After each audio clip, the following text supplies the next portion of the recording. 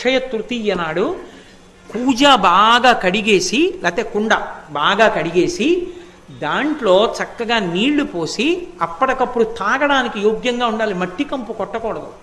నీళ్లు పోసి అవకాశం ఉంటే అందులో చక్కగా కాస్త యాలకగుండ లాంటిది కొద్దిగా కర్పూరం కలిపి, ఆ ఉదక భాండం అంటారు, ఆ నీటి పాత్రని తీసుకొచ్చి ఆ కూజానో కుండనో బ్రాహ్మణుడికి దక్షిణతో కలిపి దానం చేస్తారు. ఓపికని బట్టి 6, 11, 16, 116లో ఏది ఉంటే అది.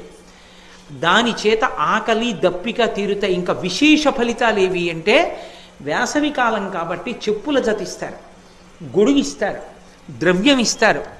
అక్షయ తృతీయ నాడు తప్పకుండా దానం చేసుకోవాలి.